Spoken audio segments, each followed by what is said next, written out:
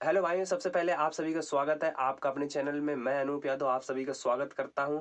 सबसे पहले सभी भाइयों को मेरी तरफ से राम राम, जय श्री कृष्णा, राधे राधे। तो आज भाइयों हम लोग बात करने वाले हैं सीआईएसएफ भाइयों का। डॉक्यूमेंट वेरिफिकेशन हो गया है उन लोगों को। सबसे पहले तो मेरी तरफ से बहुत बहुत बधाई। और साथ ही साथ जो मेडिकल के लिए बुलाए जाने वाले हैं, अब मेडिकल में क्या क्या होगा इन सभी के विषय में बात करते हैं। तो चलिए शुरू करते हैं। बात करने वाले हैं मेडिकल के बारे में कि सीआईएसएफ फायरमैन का मेडिकल कैसे होता है। लगभग एसएसबी, आईटीबीपी ट्रेडमैन, या फिर बीएसएफ ट्रेडमैन, या जीडी, इन सभी का मेडिकल लगभग सेम ही होता है। ये मेडिकल इतना ज़्यादा हार्ड नहीं होता है, पर मैं आपको बताने वाला हूँ इसके कुछ 15-16 पॉइंट्स हैं, उन्हीं पर ज़्यादा फोकस किया गया है। साथ ही साथ इसमें कुछ ऐसे हैं जिनमें पॉइंट आपको मिलते हैं, और साथ ही साथ कुछ ऐसे हैं जिनमें री मेडिकल मिलता है और डिस्क्वालीफाई होने के भी चांस रहते हैं, जिसमें डायरेक्ट डिस्क्वालीफाई किया जा सकता है, पर आपको रीमेडिकल मिलेगा। तो आपको लगता है कि ये पॉइंट्स में वीकनेस है, तो आप वो पॉइंट नोट कर लें और उसको आप जांच करें, चेकअप करवा लें आप अपने अच्छे डॉक्टरों से। तो चलिए शुरू करते। तो सबसे पहले आपका होगा फ्लैट फुट। वो आपका चेक किया जाएगा कि पैर आपका बिल्कुल जमीन में छू तो नहीं रहा बिल्कुल, जिसमें एक भी सांस नहीं पड़ती। वैसे ये तीन प्रकार के होते हैं, एक में ज्यादा सांस होती है, एक में थोड़ी सी होती है। जो नॉर्मल होता है उसमें थोड़ी सी होती है, तो ये देखा जाता है, इसके लिए आपको पॉइंट ही मिलते हैं।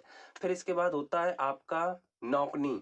नौकनी चेक की जाती है, ये भी तीन प्रकार की होती है। एक में पैर आपके लगभग ऐसे होते हैं जिसमें बहुत ज्यादा गैप होता है, एक में नॉर्मल होते हैं, और एक में बहुत ज्यादा पास में होते हैं, जिससे आपको कभी आप रनिंग रनिंग करते हो तो उसमें पैर टच करते हैं, पर इसमें भी आपको पॉइंट मिलता है। और आप इसको अगर आपके टच टच होता है पैर, तो आप इस तकिया लगा के और नीचे पैर को बांध कर हफ्ते भर या 2 हफ्ते सोएं, तो आपको आपको आसानी से होगा। ये स्ट्रेचिंग करते रहें तो वो आसानी से हट जाता है, और इसमें भी पॉइंट्स मिलते हैं, इसके लिए डिस्क्वालीफाई नहीं किया जाएगा आपको। फिर इसके बाद होता है पाइल्स। पाइल्स दो प्रकार के होते हैं, एक पाइल्स होता है गीला, थोड़ा गीला रहता है, और एक सूखा पाइल्स होता है। और अगर इन दोनों पॉइंट में देखा जाए तो जो जो गीला पाइल्स होता है वो पकड़ में आ जाता है, जो सूखा होता है वो कम आता है, पर जांच में वो भी पता चल जाता है, तो इसके लिए आपको डिस्क्वालीफाई किया जा सकता है।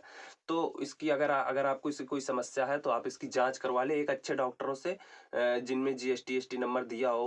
वो सही हो जाएगा, अभी नॉर्मल है तो हो जाएगा, रिकवर हो जाएगा। अभी अब समय भी है तो आप करवा लें। फिर आपका होगा हैंड चेक। हैंड चेक में होता है किसी किसी के हाथ, आप देखिए हाथ मेरे इधर इसके सीधे आगे आप देख पा रहे हो, ये सही है।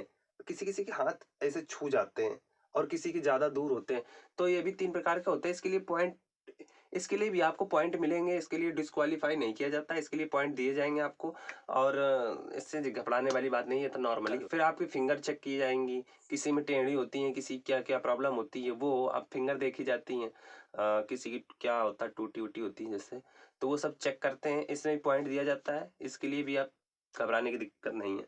फिर होता है चेस्ट चेक। चेस्ट में क्या होता है कि नाप आप तो आपकी हो ही चुकी होती है, अगर वो करेंगे तो फिर एक बार कर लेंगे, बट उससे कोई इशू नहीं होता। वो एक्सरे करते हैं मशीनों से, तो वो चेक करते हैं आपका चेस्ट में, तो वो इसके लिए पॉइंट दिए जाते हैं। अगर हाँ प्रॉब्लम अगर कुछ होती है तो इसके लिए भी डिस्क्वालीफाई कर दिया जाता है, पर इसके लिए रीमेडिकल आपको मिलेगा, तो घबराने की कोई बात नहीं है।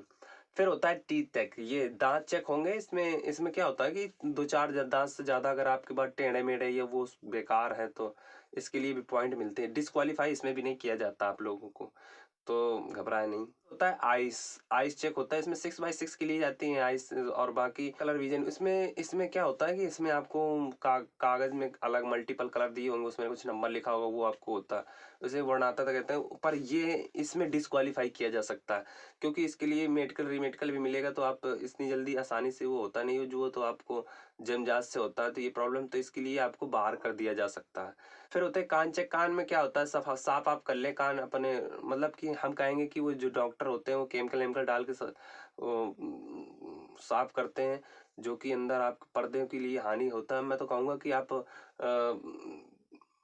घर में ही थोड़ा रुई और तेल से साफ कर ले, ज्यादा वो नहीं होता है। वो डॉक्टर लोग भी वहाँ पे लाइट जलाकर देखते हैं, ज्यादा गंदगी गंदगी ना हो, बाकी सब नॉर्मली रहता है। और कान अगर आप भाई, अगर आपका कान, किसी का कान होता है कि अंदर से पानी आता है या मवाद आता है उसको, तो फिर वो आप जांच करवा लें, अभी समय है। हो सकता है कि आपके पर्दे में छेद हो, तो उसके लिए जो डॉक्टर से अपना परामर्श लें और जो डॉक्टर का है उसके लिए अभी समय है तो आप करवा लें। साथ ही साथ फिर होता है आपके शरीर में कहीं टैटू चेक किया जाता है, कहीं टैटू तो नहीं बना हुआ।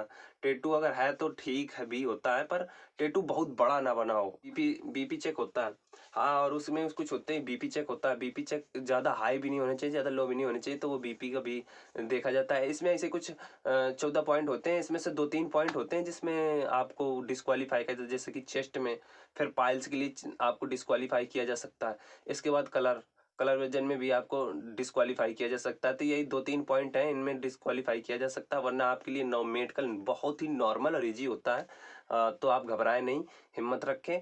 और ऐसी जानकारी पाने के लिए हमारे चैनल से जुड़े रहें। साथ ही साथ आपको अगर ये जानकारी अच्छी लगी हो तो दोस्तों को शेयर करें, और अगर हमारे चैनल में नए हैं तो सब्सक्राइब कर लें।